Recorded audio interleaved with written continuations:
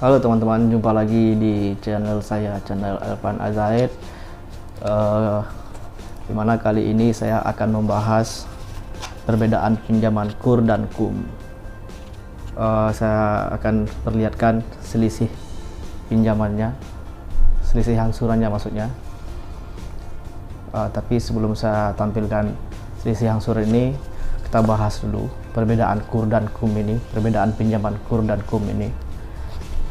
KUR singkatan dari kredit usaha rakyat, di mana programnya ini dari pemerintah emang bertujuan untuk membantu masyarakat UMKM untuk mempergerakkan ekonomi kembali. Ya. KUR ini emang tanggung jawab dari pemerintah. Kalau dananya disalurkan ke bank-bank, kalau seandainya terjadi sesuatu kemacetan atau segala macam, macet kredit misalnya, itu semua akan ditanggung oleh pemerintah.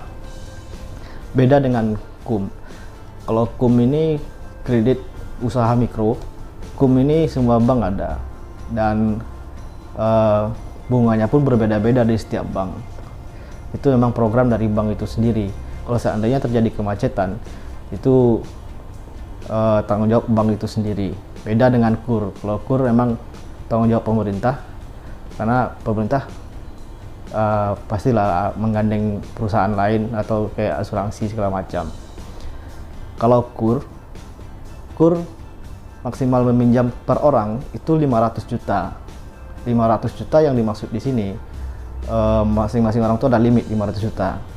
Misalnya sudah minjam tahun yang lalu 200 juta, top up tahun ini 200 juta lagi, dan tahun selanjutnya kalau mau top up lagi itu hanya bisa 100 juta, hanya bisa 100 juta karena sudah limit 500 juta dan nggak bisa minjam lagi.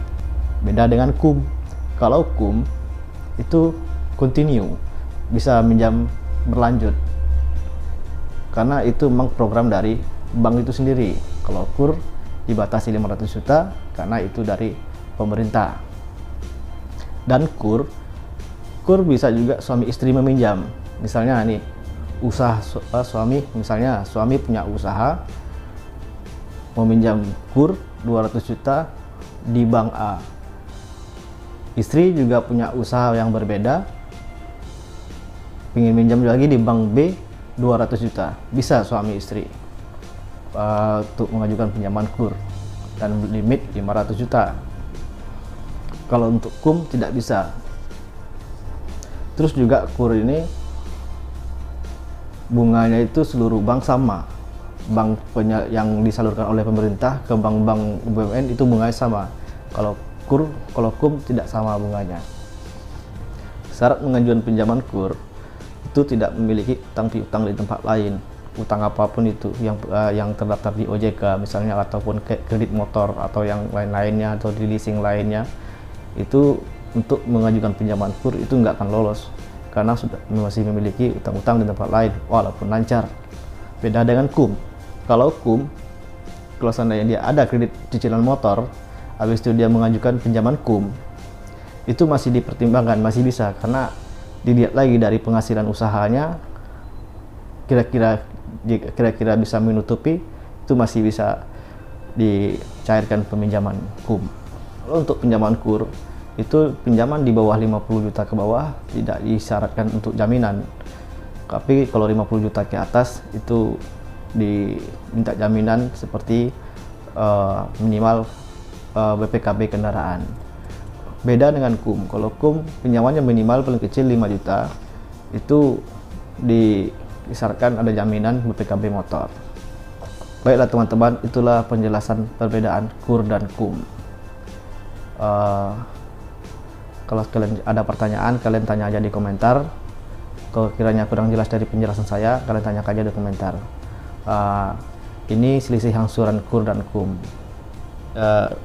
Nah, ini selisih angsuran KUR dan KUM. Ini selisih angsuran KUM dan KUM. Kalau untuk KUM pinjaman 5 juta, dia minimal 5 juta. Beda dengan KUR. Kalau KUR pinjaman minimal 10 juta. Kita bandingkan saja pinjaman 10 juta di KUM, angsuran per bulannya selama setahun 933.000. Sedangkan di KUR, pinjaman 10 juta, angsurannya 860.664 rupiah. Lumayan jauh perbedaannya.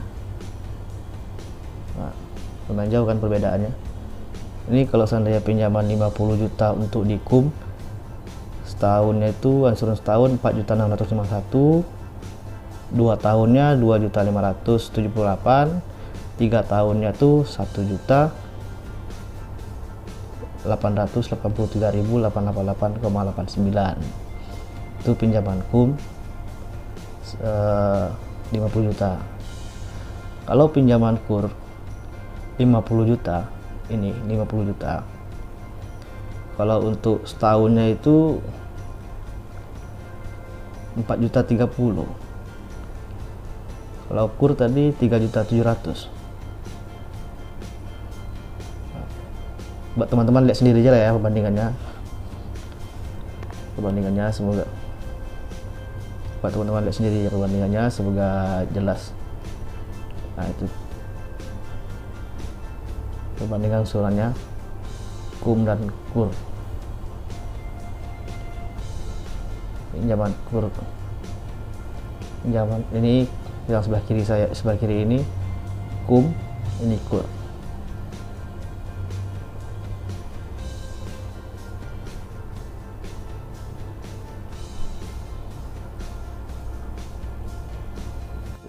Baiklah teman-teman, sampai di sini dulu penjelasan singkat ini dan video singkat ini. Semoga bermanfaat bagi kalian, dan jangan lupa memberikan like dan subscribe-nya. Sampai jumpa di video-video saya selanjutnya. Assalamualaikum warahmatullahi wabarakatuh.